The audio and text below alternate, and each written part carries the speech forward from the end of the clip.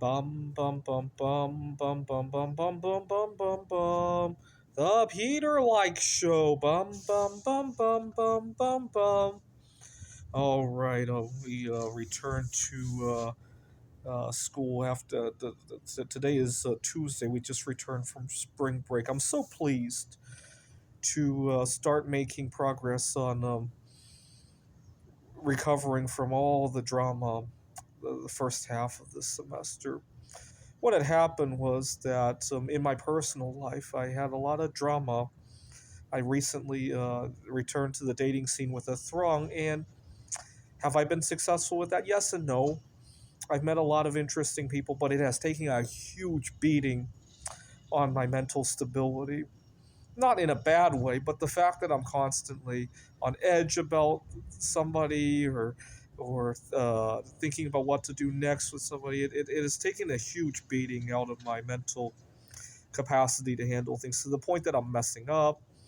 I accidentally blurt out things that I really shouldn't in front of my students because I'm just so drained. I got into a fight with my roommate. I uh, I made some mistakes with. I sell art at an art show. I made some mistakes there too. It's just taking a huge beating. But I'm so pleased today. I talked to a few people I needed to talk to, and so far the conversations have gone well. I got two more people I need to talk to today. Please pray for me by leaving a like on this video. Let's talk about how we even got here in the first place. 4 months ago, I was so heartbroken that I couldn't function, and I had a weird situation at the time.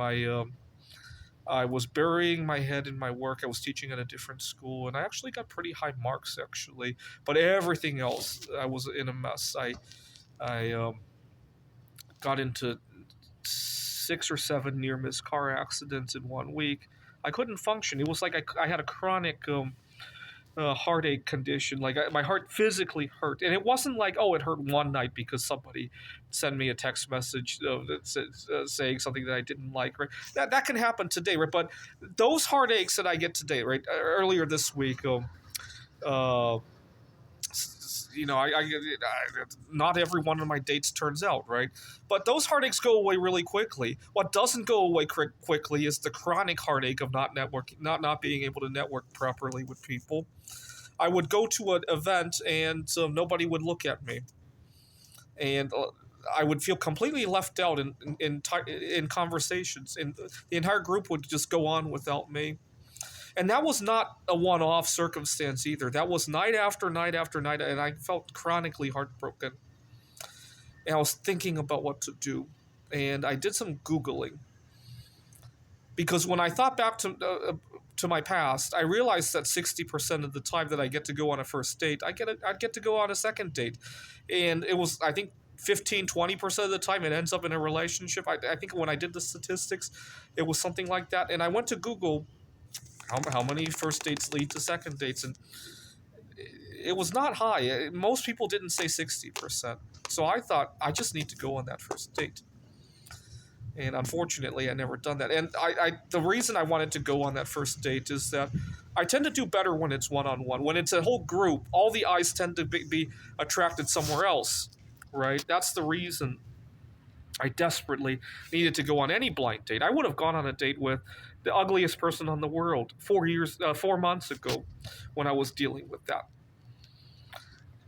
The other statistic I looked up was how many first dates does a person typically go on? How many different people do people meet before they settle down with somebody? And I think it was 30. And one day while browsing, I was just randomly browsing an old classmate of mine. He's since been married, and I asked myself, gee, if only 30 more dates separate between me and him, because he's been happily married for 17 years. And I thought to myself, okay, how much money am I willing to spend to get from here to there?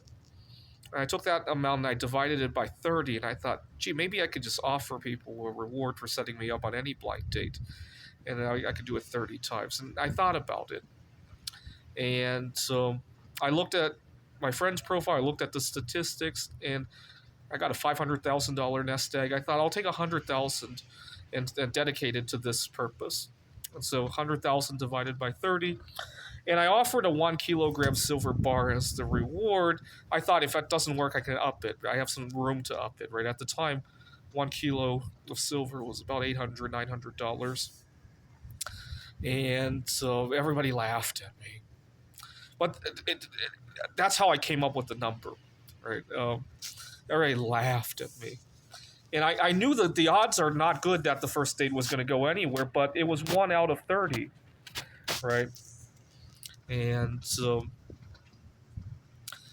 I had to up the reward. I was making a lot of art out of bismuth, obviously, and then I threw in a few other art projects as well. And my friend at church offered to. He also runs a meetup group. He offered to talk to some people that he knew more closely at the meetup group, but he he was a little bit embarrassed about it. He told me not to tell anybody else. And in fact, after he did it, he didn't want to collect the reward. But you know what? My word's very important to me, so I gave it to him, and it got him interested in the concept of investing in silver or mining stocks, and so it's all good, right? And unfortunately, did the date go anywhere? No, not really. I mean, we're still close friends, and we met a few other friends through that event. But it got the ball rolling. Before I knew it, I felt confident talking to people. Actually, here at GCC, I recently kind of hit it big with a student in a different department. And to give you an idea of how why some of this discomfort happens, one day she sends me a text message 2, 3 in the morning, explaining how she was in pain from, well, something that girls go through. And I was like, why are you telling me about this? And and then there's the normal ups and downs, right? The uncertainty about what to say next and all that. I was getting ready to travel to Houston, and I just lost good sense with everything else that was going on. And I I gotta be careful who I tell about my dating expeditions. You know, sometimes people are very. I've learned the hard way that most people have their own personal agendas. Some people might be jealous of it. Other people might. I've learned the a little bit of a cheat code. You gotta find out what other people's personal agendas are, and you gotta leverage that. Right. I suck at doing that. But long story short, I've been making a fool of the rest of my life as a result of my returning to dating. My eating habits have not been as good. My sleeping habits, I got a mediocre performance review, not terrible, but mediocre. And I've a loss of good mental capacity. Let's put it that way. But I'm starting to straighten things out today, and I'm pleased about that. So please continue to pray for me by leaving a like on this video.